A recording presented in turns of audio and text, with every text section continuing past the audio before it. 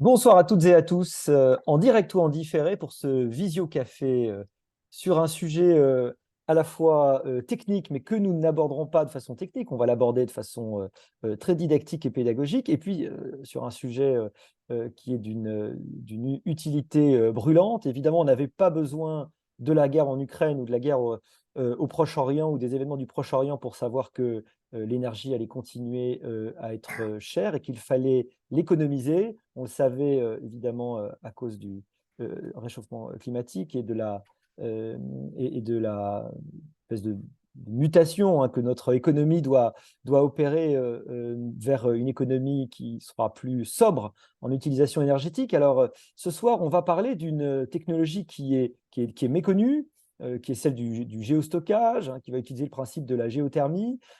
Philippe Charlet, ce que j'ai le plaisir de recevoir ce soir, qui est notre expert énergie, va nous en parler, va nous décrire peut-être son intérêt, pourquoi elle est complémentaire à l'isolation des bâtiments, dans quel cas elle peut s'appliquer, quels sont les gains qu'on peut attendre. Alors, je dis tout de suite que ce visio-café, il est une sorte d'explication, en quelque sorte, d'explication de texte d'une magnifique note que Philippe, tu as signée chez Deux nous, qui est notes, en deux ligne, de notes. deux notes, en fait, voilà, qui sont dans la continuité, la seconde dans la continuité de la première, évidemment. La première s'appelle Améliorer le rendement des pompes à chaleur grâce au géostockage. Donc, c'est l'une des clés de la décarbonation du tertiaire, et tout ça est évidemment gratuitement en ligne sur notre site internet. Vous pouvez y aller. Alors, c'est vrai que ça peut faire peur parce qu'il y a pas mal de graphiques, il y a des choses techniques, mais justement, on est là ce soir pour aborder ces questions de façon extrêmement simple. Et puis, comme d'habitude, on a donc 1 heure jusqu'à 19 heures pile et un moment pour répondre aux questions que vous n'hésitez pas à poser à côté dans le chat et on y répondra autant que possible. Alors, pour commencer, j'ai envie de commencer peut-être du principe, Philippe. Notre problème, c'est de décarboner. Pour décarboner, il y a plusieurs façons, mais enfin, la première façon, c'est quand même d'essayer de baisser l'utilisation de l'énergie. Comment on utilise moins d'énergie, sachant que parmi toutes les utilisations, il y en a une qui est importante, c'est les bâtiments. Et dans les bâtiments, il y en a aussi une qui a une part importante, c'est les bâtiments tertiaires. Ce sont les bâtiments tertiaires. Alors effectivement, on va d'abord partir de définir ce que c'est le tertiaire. Alors c'est assez simple, hein. Le tertiaire, c'est tout ce qui n'est pas résidentiel, donc ça couvre, je vais dire, l'ensemble des bâtiments à la fois publics et privés. Donc les publics, c'est les administrations, les écoles, les universités, les mairies, les ministères, tout ça c'est du tertiaire. Et puis dans le privé, on va trouver évidemment les grands immeubles de bureaux et puis tout ce qui est commerce, hein, et ça va du plus gros centre commercial au plus petit commerce de détail.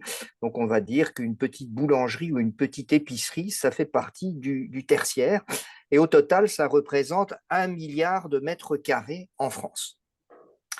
Ce tertiaire, il va à peu près consommer par an 237 TWh d'énergie, c'est-à-dire de l'ordre de 15% de l'énergie totale finale consommée en France. Donc, c'est loin d'être négligeable. C'est un peu moins que le résidentiel, mais enfin, c'est quand même très significatif.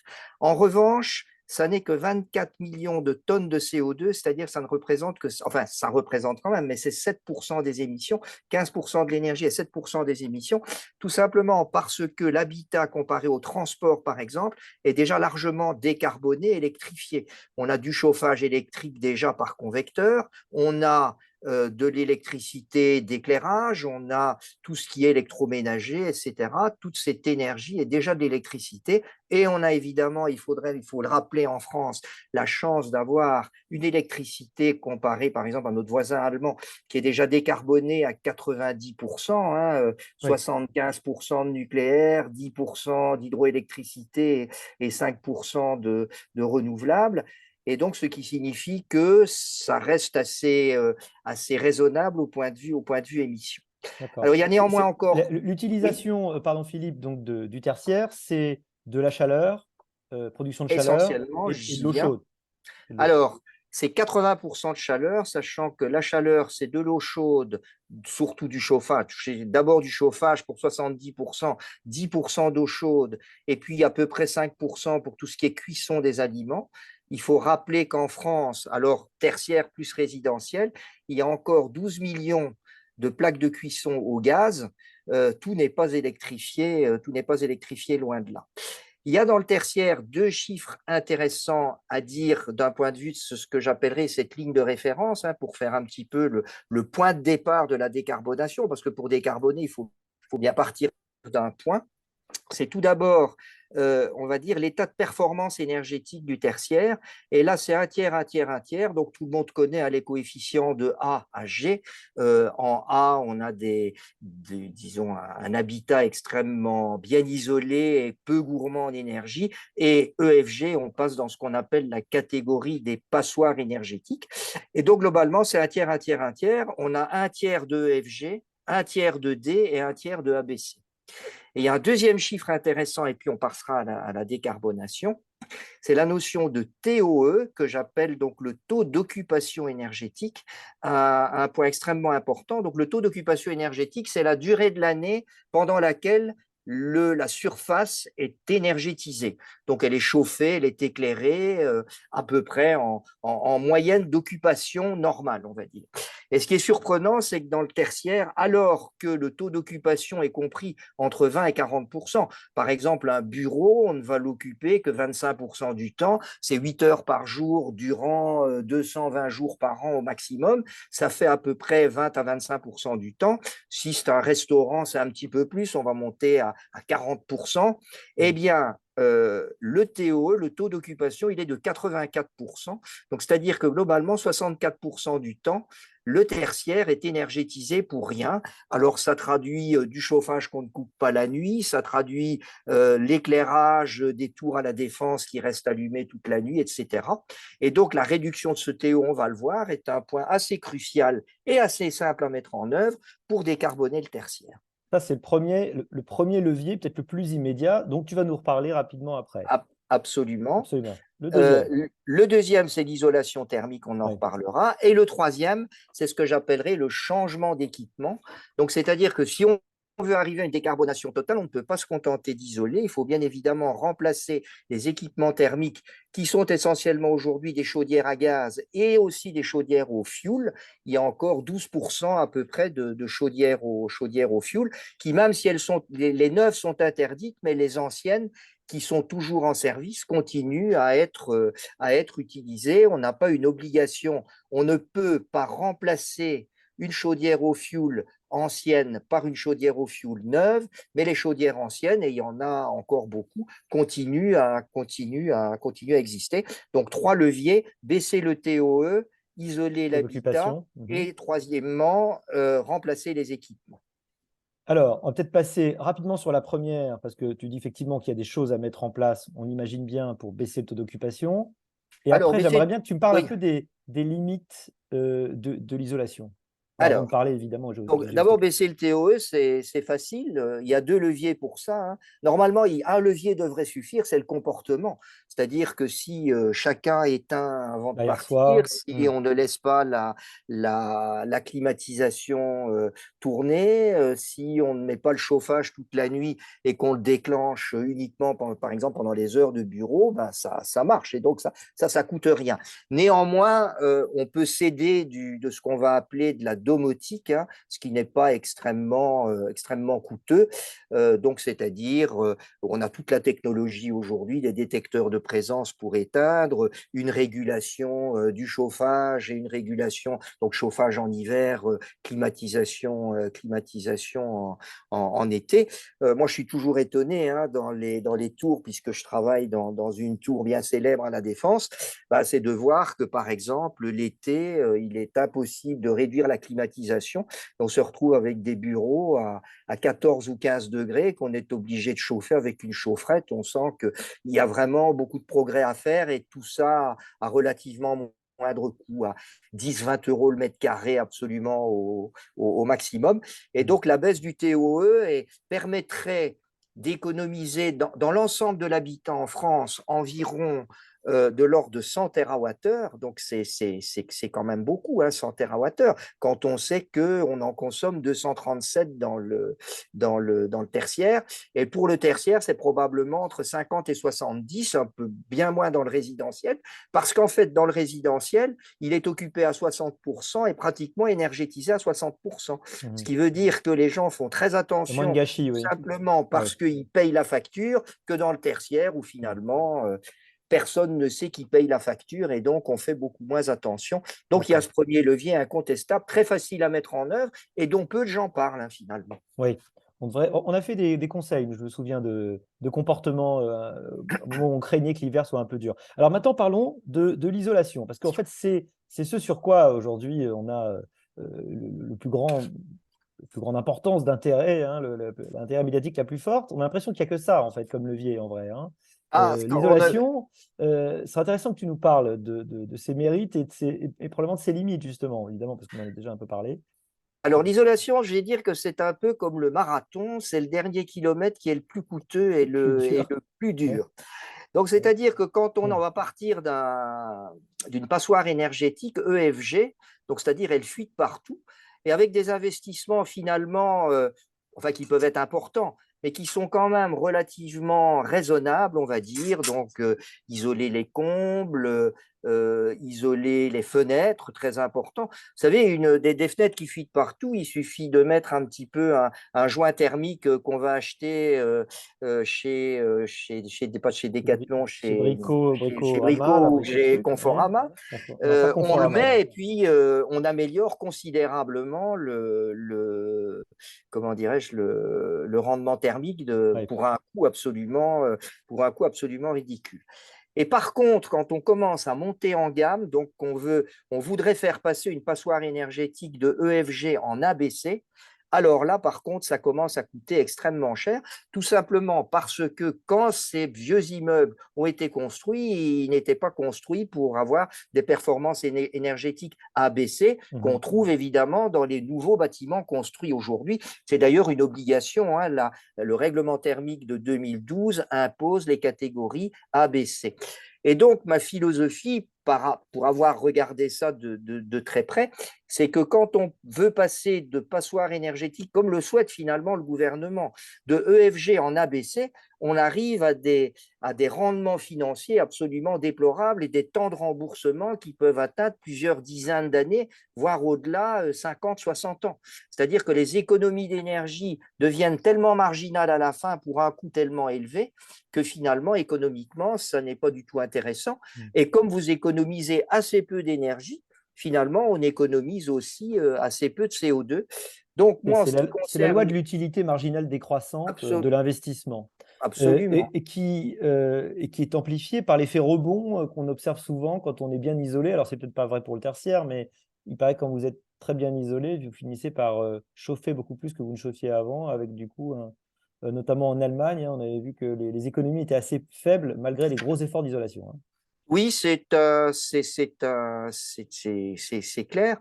Alors, le rapport Pisani-Ferry qui veut pousser l'isolation très vite et très Très fort. poussé Mhm. pour satisfaire les 55%, on avait insisté, si je me rappelle bien, à la présentation à la Société d'économie politique, on arrive à des coûts à la tonne de CO2 décarboné qui sont absolument affolants. On dépasse les 1 000 € la tonne décarbonée tellement finalement, à la fin, on paye, et puis les économies deviennent complètement marginales. Donc, ce qui veut dire que ma philosophie, c'est de dire, oui, il faut isoler parce qu'on ne va pas pouvoir remplacer des équipements neufs dans quelque chose qui fuit partout, ça, ce n'est pas raisonnable. Mais disons que amener les passoires énergétiques en D, voire maximum en C, me paraît le cas le plus raisonnable. Mais par contre, les amener en A et B, ça n'est absolument ni Mhm. économique ni raisonnable. Ce que tu dis du point de vue de l'utilité des investissements, parce que là, c'est le concept de coût d'opportunité des économies, c'est que si tu as, je sais pas, 1000 milliards, autant que ces 1000 milliards, ils puissent décarboner le plus possible. C'est bien ça dont on parle. Absolument. Et si on les met uniquement dans l'isolation, finalement, l'utilité marginale décroissante de l'investissement fait qu'on n'ira pas très très loin, alors que ce qui est plus intéressant, c'est d'avoir donc un mix entre isolation et modernisation des équipements. Et c'est là qu'on va venir, évidemment, hein. Absolument. On a beau être en A, si on conserve, parce qu'on n'a plus l'argent pour le faire et, le financement requis, si on garde la chaudière au gaz, ben, on va continuer à émettre parce qu'on va continuer à consommer du gaz. Sachant Donc, qu'une je de tes préfère… hypothèses importantes, et je trouve que c'est important qu'on le dise à ce moment-là, c'est que d'ici 2050, même si on développe énormément de nucléaire et de renouvelables, il n'y a pas d'apparence qu'on arrive à se passer totalement de gaz, hein. C'est ça ce que Ah, tu soulignes dans tes prévisions. ça paraît extrêmement difficile. Et puis, on va le voir, hein, le remplacement de la chaudière à gaz par un équipement tout à fait performant, mais qui n'est pas universel, qui s'appelle la pompe à chaleur. Alors que la pompe à chaleur, on ne veut pas la mettre partout. Et si on ne la met pas partout, ça veut dire qu'il faudra conserver du gaz. Alors, toute la question est de savoir, est-ce que ce gaz sera du gaz naturel ou sera du gaz décarboné, du biogaz? Bon, on ne va pas le discuter aujourd'hui. Certains disent qu'on peut arriver à des volumes suffisants de biogaz. J'ai certains doutes de ce côté-là, parce qu'on est toujours à du 250 à 300 TWh de gaz nécessaire à l'horizon 2050. Et 300 TWh de gaz, ça me paraît un petit peu difficile. Gaz d'ailleurs à la fois dans le chauffage et dans l'électricité. Alors maintenant, parlons justement de cette troisième solution, cette troisième possibilité, et puis parlons-en, venons au géostockage, qui est pas du tout connu en fait, hein, aujourd'hui comme technologie, probablement parce que évidemment, elle a des conditions de possibilités qui sont spécifiques, hein, plutôt du tertiaire, plutôt des surfaces qui sont importantes, mais c'est là peut-être qu'on a besoin d'en savoir un peu plus et que tu nous expliques comment ça fonctionne. Alors, avant de parler de géostockage, il faut d'abord parler de pompe à chaleur, puisqu'on va Sans associer doute. les deux. Donc, on D'accord. va d'abord parler de pompe à chaleur. Donc, la pompe à chaleur est une très vieille idée, puisqu'elle répond à ce qu'on appelle le cycle de Carnot. Et le cycle de Carnot a été découvert par Sadi Carnot. Alors, pas le président, mais le L'autre. thermodynamicien au Oui. début du 19e siècle. Donc, c'est pas une idée révolutionnaire du tout, la pompe à chaleur. Alors, le principe de la pompe à chaleur, c'est qu'on va aller, comme son nom l'indique, pomper de la chaleur dans euh, un environnement qui peut être l'air, mais qui, on va le voir, peut être aussi le sol et ça va être beaucoup plus efficace. Et puis, on va amener, alors ce n'est pas suffisant, quand la température dehors est de 8 degrés, même si on pompe de la chaleur dehors, ce n'est pas suffisant. Donc, on va amener à la température de la pièce à l'aide d'électricité en comprimant un fluide. Donc, c'est-à-dire, il n'y a pas de combustion comme dans une chaudière, mais c'est par compression, parce que quand on comprime un fluide, on le chauffe, de même que quand on détend un fluide, ça refroidit. Et d'ailleurs, c'est la raison pour laquelle la pompe à chaleur, quand on inverse le cycle, peut faire office de système de climatisation. Ça peut être un système de chauffage, mais un système de climatisation. Et en fait, le rendement de la pompe à chaleur, son efficacité, va dépendre essentiellement de la différence entre la température d'entrée et la température de sortie de la pompe à chaleur. Alors, la température d'entrée, c'est la température qui fait dehors. D'accord? Et la température de sortie, ben, c'est la température qu'on veut à la sortie. Voulu. Alors, parlons Ouais. d'abord de la température d'entrée. Et ce rendement va être d'autant plus élevé que la différence entre les deux températures est faible. Donc, ça veut dire qu'il vaut mieux que la température d'entrée soit plus haute que plus basse. Et donc, pour faire simple, on va dire qu'une pompe à chaleur, elle va bien mieux marcher à Nice qu'à Lille, puisque l'hiver, il va faire généralement plus chaud à Nice qu'à Lille. Et on va dire plus globalement, elle est plus adaptée au sud de la Loire qu'au nord de la Loire. Ça, c'est le premier point. Ça, c'est pour l'entrée. Et la sortie, c'est que on veut en sortie une température qui ne soit pas trop élevée. Or, on a grands types de chauffage qu'on appelle l'enveloppe. On a d'un côté des chauffages dits basse température, qui sont des chauffages au sol, qui vont requérir une température donc de sortie de pompe à chaleur inférieure à 40 degrés. Alors, c'est un chauffage qui est volumétrique, hein, et donc on n'a pas besoin de monter à des températures trop élevées. Donc, c'est un chauffage qui marche bien, qui a une certaine inertie, hein. C'est-à-dire qu'un chauffage au sol, il faut généralement 24 à 48 heures pour établir la température. Et puis, un deuxième type de chauffage, ce sont les chauffages par radiateur, où là, on ne rentre plus à 40, mais plutôt entre 60 et 70 degrés. Et donc, comme on veut, encore une fois, pour avoir une grosse efficacité, une différence de température minimale, bien évidemment, non seulement la pompe à chaleur va être beaucoup plus adaptée pour le sud de la Loire, mais elle va être beaucoup plus adaptée pour le chauffage au sol que pour les radiateurs. Et souvent, on la vend de façon universelle. Et la vendant de façon universelle, donc à Lille avec des radiateurs, on risque alors d'avoir des rendements relativement faible, des consommations électriques et des coûts élevés. Donc, ça ne va pas décarboner comme on le voudrait, puisque, ou disons, ça ne va pas avoir efficacité énergétique voulue. D'autant que on veut minimiser, comme la transition énergétique est essentiellement une transition des fossiles vers l'électricité, mais que l'électricité marginale, comme je l'ai dit, risque de contenir encore du Du gaz, gaz. moins on baisse, plus on baisse la quantité d'électricité marginale, plus on va baisser la quantité de gaz, évidemment, mieux ce sera. D'accord. Et c'est là qu'on en arrive donc au géostockage. Alors, comment ça marche? Et le géostockage, c'est pas compliqué.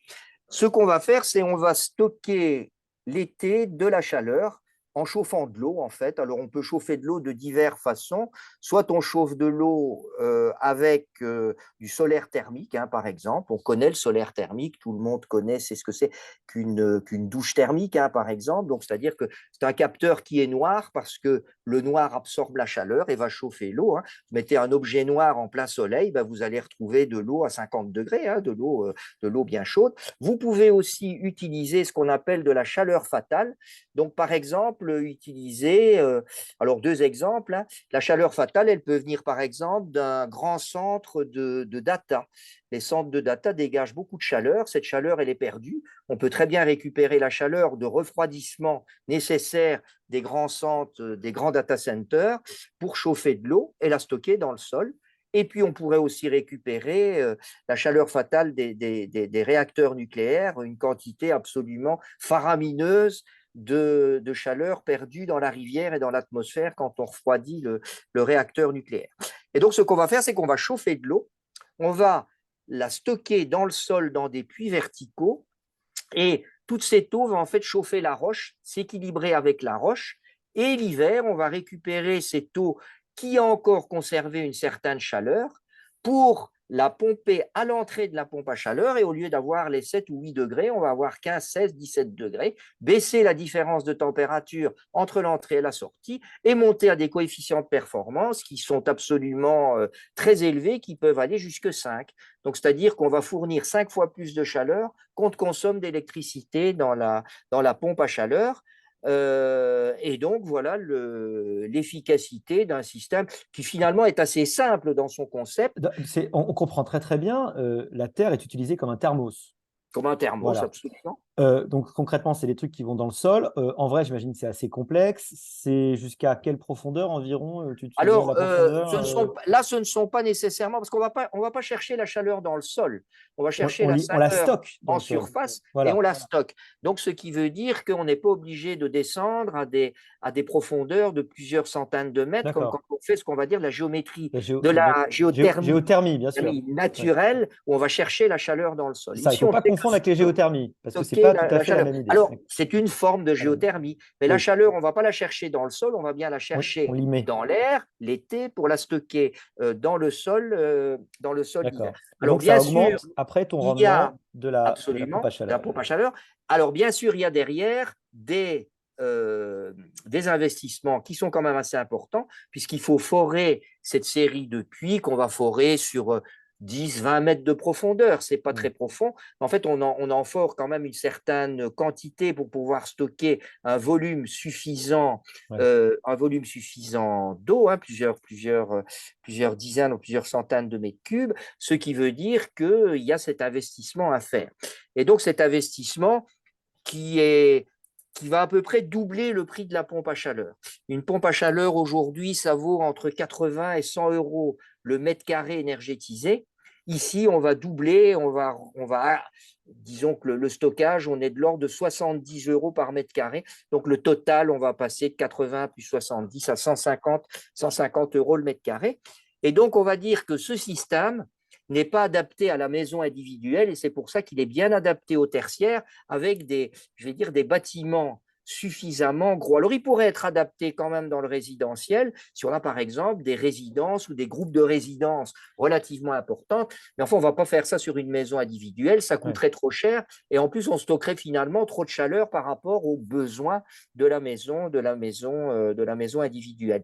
Et donc, c'est pour ça que sur le million dans le projet que nous avons fait au sein de Sapiens, Oui. sur on va dire le milliard de mètres carrés tertiaires, on a considéré qu'un tiers à peu près était applicable au géostockage. Géostockage. Donc, on a à peu près pris 300 millions Oui. de mètres carrés Sur le de milliard de mètres carrés tertiaires. dont tu parlais. Sur le Voilà. milliard de mètres carrés, donc là-dedans, ben, ça peut couvrir, je vous dis, des écoles, des universités, des grands bâtiments, un groupe de ministères. On peut imaginer faire ça, grouper par exemple Beauvau et l'Élysée et faire ça. On Ça veut peut dire qu'on peut le imaginer. faire facilement en ville. Alors, je sais que Paris est pleine de trous, que Oui, c'est pas si simple, hein. Ça serait peut-être plus si facile dans les endroits limités, mais j'en sais rien, hein. ça peut se faire parce que finalement, alors il y a bon, il y a des travaux d'infrastructure à faire, mais après, on peut très bien, on remet le site en état. Il y D'accord. a pratiquement, il y a un tuyau qui sort du géostockage et c'est tout. Et C'est puis, pas si il compliqué, faut ouais, d'accord. casser, il faut évidemment gratter un peu les pelouses, etc. Et puis après, on peut refaire des espaces verts au-dessus. Hmm. Ça pose absolument aucun problème. Donc, ça ne nuit absolument pas à l'environnement. Alors, il y a une question qui est celle-là du retour sur investissement, et on a fait toi, tu as fait quelques projections Oui, en fonction de certains niveaux, évidemment, d'actualisation. Et puis, il y a l'autre question, c'est la rapidité aussi de la réalisation des travaux, alors, qui est intéressante par rapport évidemment, à l'isolation, dont on sait absolument. qu'aujourd'hui, elle a quelques goulots d'étranglement. Alors, dans le premier projet, donc c'est-à-dire décarboner le tertiaire Hmm. sans géostockage, Le stockage. j'avais fait trois scénarios. Un scénario seulement avec le TOE, le scénario avec le TOE, le remplacement d'équipements et, comme je l'ai dit, une isolation raisonnable. Et puis un troisième avec une isolation en ABC. On oublie le scénario 1, le scénario 3. On va prendre uniquement le scénario 2. D'accord. Et donc, le scénario 2, en fait, quand on calcule la valeur actualisée nette, on arrive à peu près un retour sur investissement en une douzaine d'années. Alors qu'au contraire, si on passait en ABC, on est à 50 ans, c'est absolument rédhibitoire.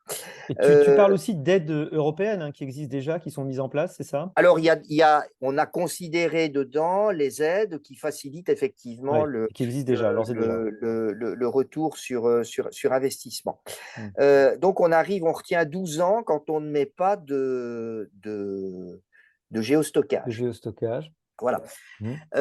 Et on arrive, si je me souviens bien, à peu près, il faut que j'avais ici, On est à moins de voilà, 10, non? on avait une vanne sans géostockage pour les 300 millions pour la surface de Mètres 300 carrés. Hmm. millions, d'environ une vanne positive de 20 milliards d'euros en 2050. D'accord. Et par contre, si on fait le géostockage, alors comme on investit plus, le retour sur investissement est un peu plus long, il est de 8 ans supplémentaires, donc c'est-à-dire que la vanne devient positive, en 2000, elle devient positive en 38, non? Non, c'est pas ça? 2038, c'est Oui, ça. 38. Ouais. Mais par contre, la vanne 2050, on a 60 milliards d'euros de vannes, donc on est nettement supérieur. Donc, c'est-à-dire qu'il faut patienter un peu plus, ce qui est logique, puisqu'au Hmm. lieu d'investir 80 euros au mètre carré, on investit 150. Il faut Oui. donc attendre un peu plus pour se rembourser. On a pris un taux d'actualisation de 4% ici, Mhm. Ouais. ce qui paraît tout à Ouais. fait raisonnable. Raisonnable. Mais par contre, effectivement, donc on a une vingtaine d'années de retour sur investissement. Par contre, la vanne 2000, 50. 2050, alors elle est beaucoup plus verticale. Et si on prolonge 2060-2070, là, ça devient extrêmement juteux, je vais dire, sur le plan économique, parce Hmm. qu'en fait, je veux dire, on consomme de moins en moins d'électricité. On gagne quand même 21 TWh Oui. d'électricité par an, une électricité dont on sait que le prix va inévitablement augmenter avec le temps, et en plus c'est de l'électricité non gazière, Or, on sait que l'électricité gazière, la France ne produit pas de gaz, l'Europe ne produit ou de moins en moins de gaz et en produira probablement de moins en moins dans le futur. Et donc, ça veut dire que non seulement c'est un facteur économique très rentable, mais en plus, ça nous donne davantage je vais dire, d'indépendance énergétique, puisque l'électricité, notamment fabriquée au nucléaire ou les renouvelables, et non pas au gaz, c'est bien plus d'autonomie énergétique. Et en plus, quand on connaît la volatilité du gaz et l'impact que ça a sur l'électricité, hein, on sait tout le problème des 2 ou 3 dernières années, en ce sens que c'est le prix du gaz qui est la source marginale et qui fait le prix de l'électricité. Donc, on est un peu gagnant sur toute la ligne. Mm. Donc, le géostockage est effectivement, il ne peut pas, comme la pompe à chaleur, s'appliquer partout, mais par contre, là où il peut s'appliquer, il est tout à fait conseillable. Mm. Alors, il y avait ta deuxième question, c'était Ouais, concernant les délais. les délais. Ouais. Alors, ce sont des travaux qui sont assez rapides, hein, parce que finalement, un puits de 20 mètres en surface, ça se fait en un jour. Après, il y a quand même des travaux d'infrastructure. Bon, il y a quand même il y a disons du génie civil, hein. Quand on fait du forage, il y a du génie civil qui est assez. Il faut aller chercher la chaleur aussi. Donc, évidemment, que ce soit de la chaleur fatale ou bien de la chaleur par capteur solaire, il y a des investissements de ce côté-là à faire. Ça va prendre un petit peu de surface. Mais on va prendre l'exemple d'un gros centre commercial en dehors d'une ville, par exemple. C'est un projet à échéance de 2, 3 ans. Mm. Le tout est qu'il soit effectivement financé, puisqu'aujourd'hui, le géostockage n'est pas, sauf erreur de ma part, considéré dans les, comment dirais-je, dans les projets, dans les plans d'investissement de la PPE. Oui, ce qui évidemment paraît anormal. Concrètement, ce sont donc des tuyaux, par exemple, sur un grand centre commercial, des tuyaux noirs qui vont courir et on va utiliser toute la surface du toit, par exemple, pour arriver à Voilà. prendre la chaleur La du soleil, surface par du exemple. toit, on prend la chaleur. Bon, aujourd'hui, on va plutôt vers du solaire photovoltaïque, hein, c'est différent. Là, je parle bien de solaire thermique. Oui. Mais comme tu dis, on va utiliser les toits avec des capteurs sur le toit. Et puis, le parking, avant de le construire, on va forer nos puits. Et puis, nos puits vont être recouverts soit par de la pelouse ou bien du bitume. On verra rien du tout. Et donc, le géostockage va être fait comme ça, avec une grosse pompe à chaleur ou plusieurs pompes à chaleur pour le centre commercial.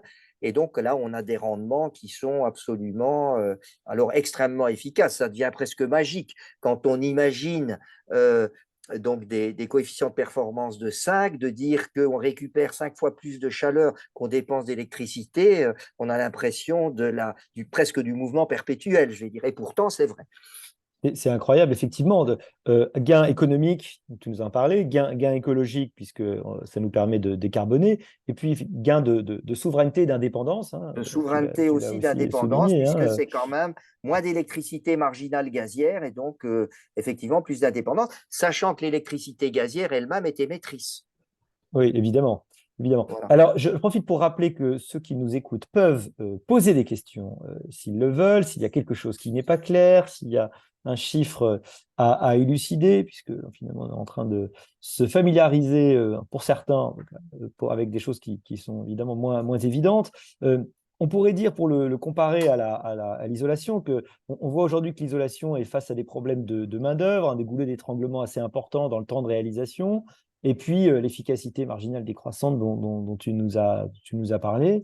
Il est évident qu'aujourd'hui, il sera intéressant d'attirer un peu plus l'attention sur ces nouvelles technologies, qui sont les technologies donc complémentaires, évidemment, qui ne sont pas en remplacement de modernisation de l'isolation, mais qui sont complémentaires et probablement extrêmement efficaces, d'après, évidemment, toutes les projections.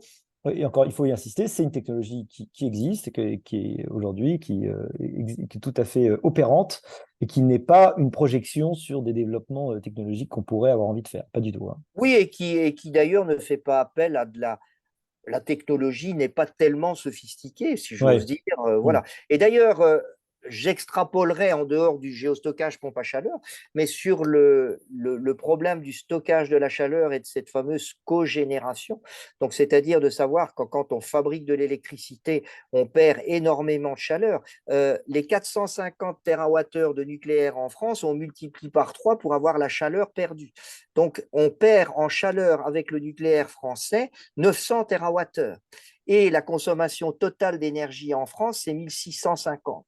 Donc, vous vous rendez compte de l'apport que pourrait avoir cette cogénération, euh, à la fois sur le plan du tertiaire, mais aussi sur la chaleur. Et il y a beaucoup de chaleur, pas seulement consommée dans le bâti, mais aussi dans l'industrie. On veut réindustrialiser la France, puis on dit oui, industrialiser c'est bien, mais on veut réindustrialiser sans énergie, et ça je vous dis tout de suite, c'est pas possible. Et donc ça signifie que cette chaleur perdue, il faudrait la récupérer. Et donc, par exemple, j'extrapole et je dépasse un petit peu le débat du stockage, mais autour, par exemple, des nouvelles centrales nucléaires, les futures EPR, on pourrait imaginer la construction de zoning industriels qui récupèrent pratiquement toute leur énergie, de l'énergie fatale perdue par Mm. la centrale nucléaire. Il y a un certain nombre de pays qui font ce qu'on appelle la cogénération. Donc, cogénération, ça veut dire qu'on génère en même temps de l'électricité et de la chaleur. Et cette chaleur, en fait, aujourd'hui, on ne la récupère pas, elle est perdue. Bon Dieu, utilisons-la, notamment si on veut réindustrialiser. Le gros Mm. problème, c'est que les centrales nucléaires, généralement, elles sont en vaste campagne. On a besoin de chaleur plutôt ici dans les villes. Les centres commerciaux on n'aime pas de mettre un centre commercial à côté d'une centrale nucléaire. Bon, je veux dire, c'est légitime. Le problème, c'est que la chaleur se transporte mal et quand elle va arriver au centre commercial, l'eau risque déjà d'avoir bien refroidi et c'est un peu dommage. Alors, il faut des calorifications qui sont très sophistiquées et qui deviennent extrêmement coûteuses. Bien sûr. Alors, on va passer aux questions. Il y en a quelques-unes très intéressantes. Alors, Une première, est-ce qu'il existe des exemples en France de bâtiments équipés avec pompe à chaleur plus géostockage concret, déjà en service, et donc avec un retour d'expérience? C'est ça qui, évidemment, nous euh, intéresse. alors, bonjour François, je vois que tu es le premier à avoir posé une question, François Henniman. Alors, pas à ma connaissance, si quelqu'un sait, l'un des géostockages les mieux connus aujourd'hui, c'est celui de Bradstrup au Danemark, que j'ai pris d'ailleurs comme modèle économique pour calculer mes économiques, hein, avec un investissement qui justement est de l'ordre de 70 euros par mètre carré de surface, soit de 150 mètres carrés, incluant la pompe à chaleur. Et en fait, c'est un cas d'école, hein, où on utilise ce système avec des rendements absolument phénoménaux pour chauffer un énorme centre commercial, donc à Bradstrup au Danemark. Il y a quelques D'accord. cas aussi qui existent aux États-Unis. Alors, ils n'utilisent pas tous la pompe à chaleur, il y en a même certains qui utilisent directement la chaleur. Mais le principe est un peu différent parce que là, vous êtes obligé de calorifuger. Donc, vous ne chauffez pas la roche qui est autour, mais c'est vraiment le principe de fabriquer de l'eau chaude et de la Vous garder gardez l'eau chaude, sous au forme d'eau frais chaude, pendant l'été. dans l'été, Euh, réciproquement. et d'ailleurs, ce système permet même de faire de la clim parce que parallèlement au chauffage l'été, une fois que vous avez utilisé cette eau l'hiver, elle repasse à l'air libre, elle se refroidit à la température, vous stockez de l'eau froide que vous pouvez utiliser l'été pour faire de la clim. Oui, c'est Et intéressant donc, de montrer que ça marche dans les deux sens, ça marche évidemment. dans les deux sens et les Ouais. pompes à chaleur aussi marchent dans les deux sens, hein. Le cycle thermique dans le sens des aiguilles d'une montre pour chauffer et dans le sens inverse des aiguilles d'une montre pour refroidir. Au lieu de comprimer, on détend et on fait exactement ce qu'on fait dans les frigos qui équipent tous nos appartements. Bien sûr. Mais Quel est donc, je ne l'impact? connais pas Deuxième, de oui, cas en France à pas en l'heure France actuelle, encore. Eh ben, c'est a scandaleux. priori. C'est un peu scandaleux, J'espère que absolument. ce sera bientôt le cas. Les Nordiques sont très forts, hein, parce que eux, ils ont besoin de beaucoup de chaleur. Il fait beaucoup plus froid au Oui, Danemark, en j'allais dire Suède, ça, oui. etc. Et tout ce qui est cogénération et stockage de chaleur est beaucoup plus développé dans les pays scandinaves que dans nos pays. Mm.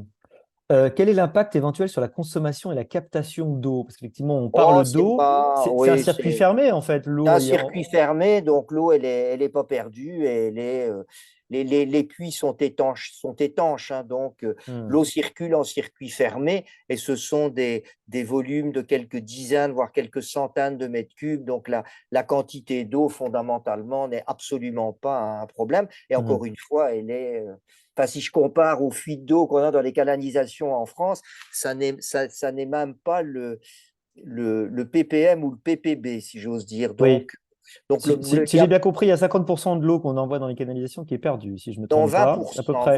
Ah non, bon? c'est Bon. 20%. Ah J'ai oui, c'est regardé peut-être dans d'autres récemment, pays. En France, on est un peu meilleur. 20%. On est un- L'Italie, c'est 50%, on est un peu meilleur. C'est ça. Mais enfin, quand on voit la quantité d'eau perdue et le volume des piscines où l'eau n'est pas perdue, alors qu'on parle que des piscines et on ne parle jamais des fuites d'eau, C'est mais un c'est pas sujet grave. intéressant dont il faudra qu'on parle. Alors, Julien nous demande, dans l'exemple du centre commercial, il y a justement le coût d'opportunité de l'usage potentiel du toit en photovoltaïque, mais tu parles Oui, effectivement alors, mais le photovoltaïque qui pourrait servir à chauffer l'eau qu'on va stocker dans le sol, si je ne me trompe pas. oui, mais Je suis con. alors, on va chauffer. Ce que je veux dire, c'est que là, on va perdre du rendement. Mieux vaut Ouais, d'accord. utiliser l'électricité photovoltaïque produite par le toit pour l'éclairage, par exemple, Le problème est le même, on ne stocke pas du, l'électricité. du- Tu sais. voilà. Alors, ce que je veux dire, c'est, ben, je dirais que boire ou conduire, il faut choisir. On ne pourra pas équiper Certes. le toit à la fois de photovoltaïque et de solaire thermique.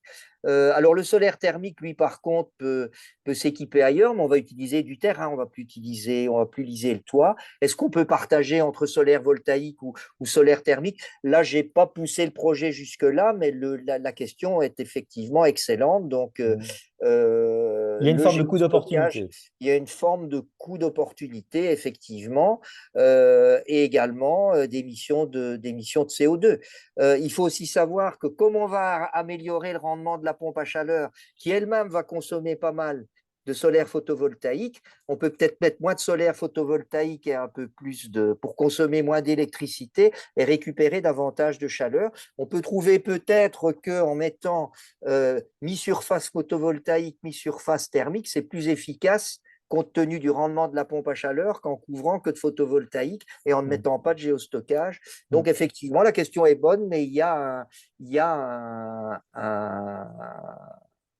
une Mm. opportunité à trouver. D'accord. Ah, Alors, Christelle nous écrit que je salue salut Christelle. depuis cette belle ville de Troyes. Est-ce qu'il n'y a pas sur certains sols un risque de réduction des argiles lié, Ah, j'imagine, au alors chauffage du oui, sol? alors J'imagine qu'on va choisir le sol de façon ad hoc. ça n'est pas la réduction des argiles, mais ce qu'on appelle le gonflement des argiles. Donc effectivement, D'accord? alors là, c'est un problème que j'ai vécu en forant mes puits pétroliers toute ma vie. Donc c'est-à-dire qu'effectivement, quand des argiles entrent en contact avec de l'eau, ils peuvent gonfler et le Je vais le puits peut gonfler. s'effondrer. Mm. Ici, ça n'est pas le cas parce que bien évidemment, le puits il est couvert généralement, on ne le laisse pas dans ce qu'on appelle en trou ouvert. Donc, c'est-à-dire on va forer et ça peut être des argiles, hein, c'est vrai. Alors, la nature du terrain peut faire que le forage d'argile peut être compliqué, mais bon, ça peut se gérer. On peut faire, par exemple, ce qu'on appelle, alors le coût risque d'être plus important, mais ce qu'on appelle de la congélation. Donc, c'est-à-dire, on va congeler le sol pour le durcir et pouvoir forer. Et puis après, on met un tube d'acier, on cimente pour pouvoir stocker l'eau. Alors, cela étant, il ne faut pas non plus que le contact entre l'eau et la formation soit, comment dirais-je, que le forage soit trop isolé, puisqu'on veut, c'est quand même diffuser la chaleur dans la formation tout autour du géostockage pour vraiment fabriquer de la chaleur et chauffer la roche. Donc, il y a aussi un compromis à trouver, mais c'est une bonne question. La nature du sol peut être, c'est sûr que si on a un calcaire ou bien des grès bien durs, c'est préférable à des argiles. Donc, les argiles j'y avais pas pensé avant que Christelle ne pose la question, mais Toujours des bonnes questions, Christelle. la nature du terrain, c'est une excellente question. Ça peut augmenter le coût et complexifier la technologie requise. Mais enfin, le De toute façon, forage des il y a une étude argiles, on sait préalable à faire. faire. Il Voilà, y a une étude ah préalable à oui, faire. Mm. généralement, ben, avant de forer, on fait un petit sondage pour regarder la nature du sol, on l'analyse, peut faire des essais mécaniques sur le comment dirais-je, la carotte de sol qu'on extrait. Et donc, si ce sont des argiles, on fera un certain nombre de tests de mécanique des sols assez classiques. Bon, mais cela étant, c'est un point qui peut être un peu plus compliqué, mais je vais dire, ce n'est pas un point de blocage complet. J'ai l'impression que tu as déjà répondu à la question suivante. Stockage égale réservoir d'eau dans le sol ou eau qui circule dans une sonde et chauffe le sol à proximité. C'est plutôt l'eau Oui, qui donc c'est chauffe. plutôt l'eau qui chauffe le sol à proximité. Ouais. Donc, c'est-à-dire Dans- qu'on ne va dans une pas sonde. être dans la philosophie de stocker de l'eau chaude avec quelque chose de très calorifugé, qui est l'autre option. Parce que si les puits sont fortement calorifugés, ils ne vont pas diffuser la chaleur, elle va rester à l'intérieur du puits. Alors qu'ici, on veut pas bénéficier nécessairement en entrée de pompe à chaleur d'eau à très haute température. On va réellement bénéficier de l'eau qui, au lieu d'être à 6 ou 7 degrés, va plutôt être à 17-18, hein, pour entrer encore une fois dans la pompe à chaleur à des températures un peu plus faibles, un peu plus élevées, je dis n'importe quoi. Et donc, ça veut dire que globalement, on va calorifuger au minimum pour plutôt, donc c'est bien chauffer le sol à proximité de la sonde pour D'accord. bénéficier de cette chaleur quelques mois plus tard. Alors, la question suivante nous amène peut-être sur un domaine un petit peu différent, hein. Quel est le pourcentage de nouvelles résidences d'habitation en catégorie A? On parle de la crise de l'immobilier, évidemment, en crise du neuf en particulier, dû à un coût élevé de construction. Est-ce que c'est utopique de livrer des résidences de catégorie A à prix raisonnable? Bon, en tout Mais cas, ce qui est certain, c'est que c'est. aujourd'hui, il n'y a pas de toute façon, aujourd'hui, on est obligé. Il n'y a pas de choix. La RT 2012 impose de construire à moins de, alors je ne sais plus si c'est 100, c'est moins de 50 kWh par mètre carré. Donc, on est bien dans du A, hein. Mm. Euh, Et, donc et- là, de ce et ça a un côté-là, il n'y a impact sur le pas. coût de construction, évidemment, qu'on Ah peut. oui, ça impacte sur le coût de construction. Et ici, ce qui est compliqué, c'est de rénover quelque chose qui n'a pas été construit en A pour l'amener en A. Ça, c'est sûr, C'est beaucoup plus facile de construire du A que d'amener du G en A. bien Et sûr. beaucoup plus coûteux. Et le A directement, il va être efficace, hein. La rénovation de l'ancien, c'est quelque chose qui est compliqué parce que il n'a pas été pensé pour ça. Bien sûr. Donc, donc voilà, Mm.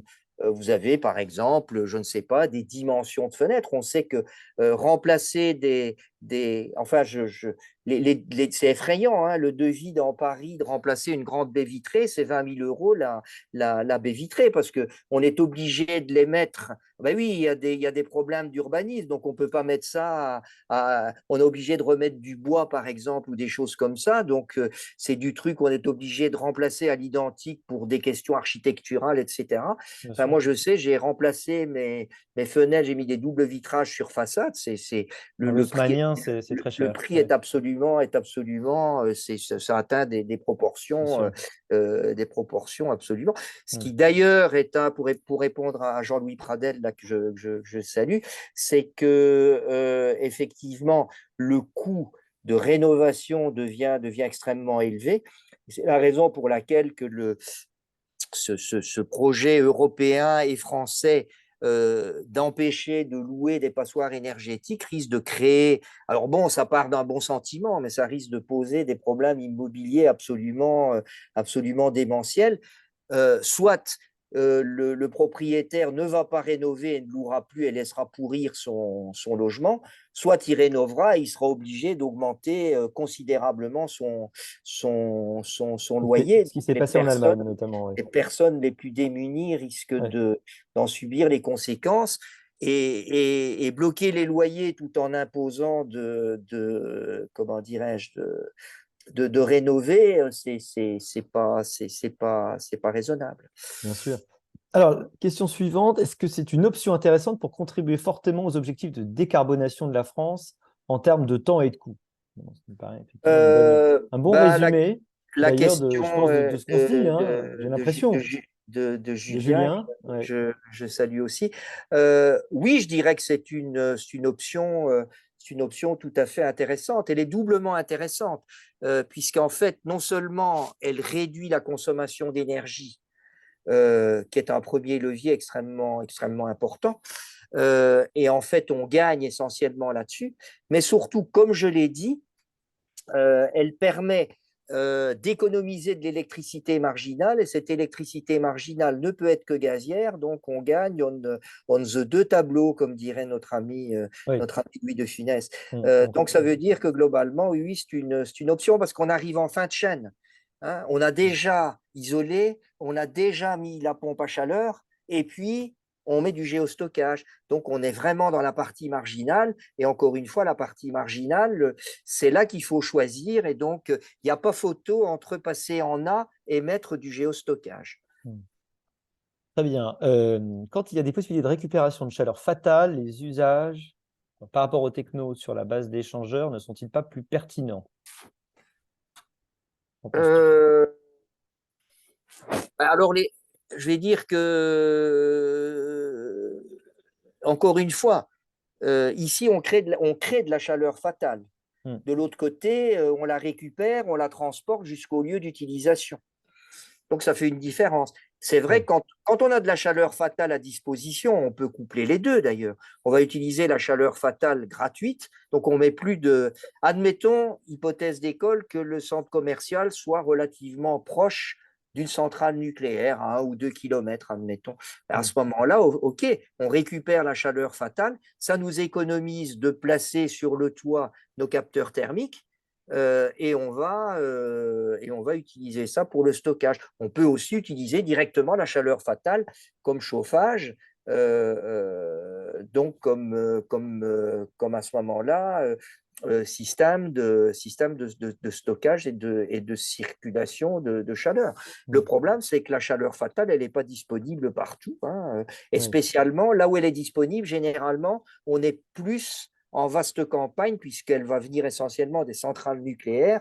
On a mis très peu, on a urbanisé assez peu autour des centrales nucléaires, et je ne crois pas qu'on va vraiment le faire dans l'avenir Mais tu parlais pour des des data centers. On peut se dire que Oui, là, pour alors le les coup, data centers, la c'est chaleur peut-être une. d'été, où on n'a pas envie, on n'a pas besoin de cette chaleur-là, là, la technologie du géostockage permet de la garder et de l'utiliser l'hiver. Je me trompe? Absolument. Donc, le data center peut être tout à fait une récupération tout à fait intéressante de chaleur. Je faisais une Hmm. conférence avant-hier, c'est la question m'a été posée. Moi, je pensais beaucoup plus aux centrales nucléaires, mais c'est vrai que les data centers, ça émet des quantités de chaleur assez considérables. Ça a l'air de rien, hein, mais et donc, on refroidit avec de l'eau les data centers parce que sinon, les disques de stockage chaufferaient beaucoup trop. Et donc là, on a de nouveau de la chaleur fatale à disposition. Et là, les data centers, on peut être beaucoup plus proche de zones urbanisées. Ouais. Oui, pour le coup.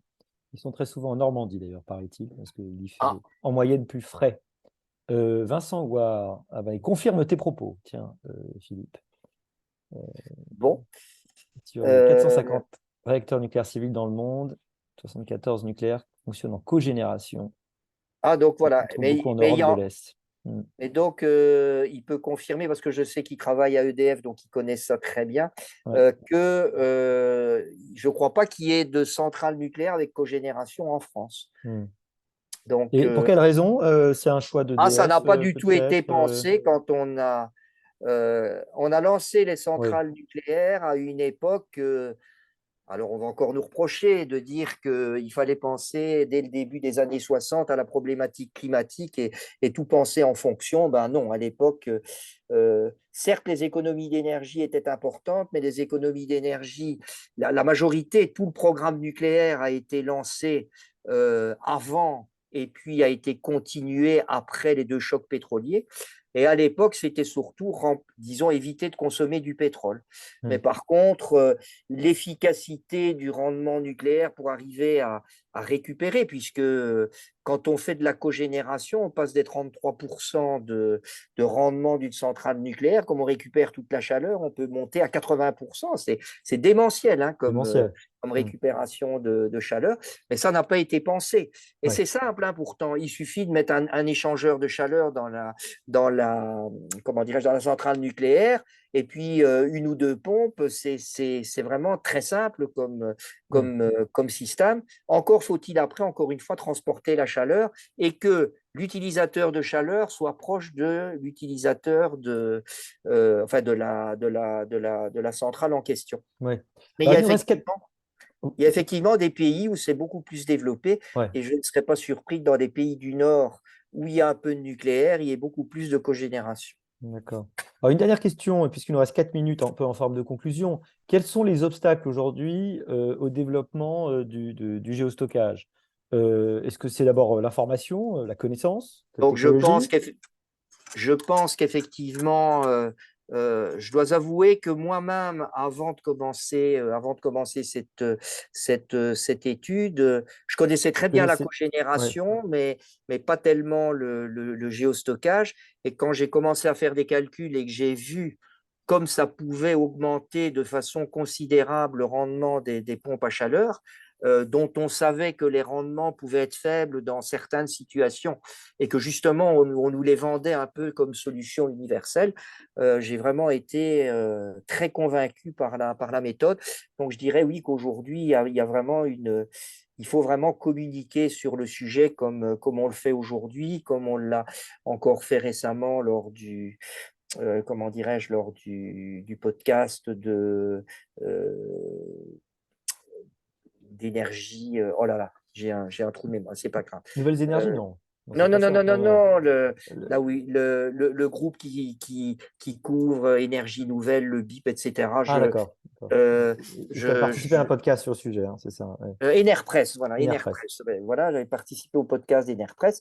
Et de nouveau, ben, les deux interlocuteurs qui étaient là, dont la personne qui, au ministère de la Transition écologique, est le grand patron de toute l'isolation, enfin du bâti. Mhm. Encore une fois, ils pensent un peu pompe à chaleur, ils pensent beaucoup isolation, ils ne pensent pas du tout TOE et ils ne pensent pas du tout géostockage. Ouais. Je crois qu'il y a vraiment un effort pédagogique à faire de ce côté-là. Il y a deux points aveugles. Et peut-être la dernière, c'est plutôt une question, là. Est-ce qu'il n'y a pas un financement ou une aide, effectivement, qui devrait être adaptée? Il y en Ah a ben tellement pour l'isolation, c'est pour abaisser hein, le coût le c'est temps très de clair. retour sur investissement, quoi. Je crois personnellement qu'à la fois sur le TOE, parce que là aussi, il y a quand même un petit peu d'investissement à faire. Mm. Il est moindre, hein, parce que, encore une fois, mettre des détecteurs de lumière, etc., ne sont pas des investissements énormes. Ben, enfin, certains ne le font pas parce que finalement, soit ils ne le savent pas, soit. Donc, je crois qu'effectivement, encourager et le stockage et la baisse du TOE, serait de l'argent public extrêmement bien investi. Et je pense qu'aujourd'hui, c'est malheureusement insuffisant. Donc, je pense que du côté de Sapiens, nous devons continuer à beaucoup, je vais dire, communiquer, notamment dans les médias, peut-être sous Mm. forme de conférences, etc. Peut-être que nous pourrions faire je lance l'idée, un colloque sur l'habitat pour essayer d'en parler de façon beaucoup plus marquée. Parce qu'encore une fois, l'habitat au sens large en France, c'est 42%, presque la moitié de l'énergie consommée. Ouais, C'est le double des transports, hein.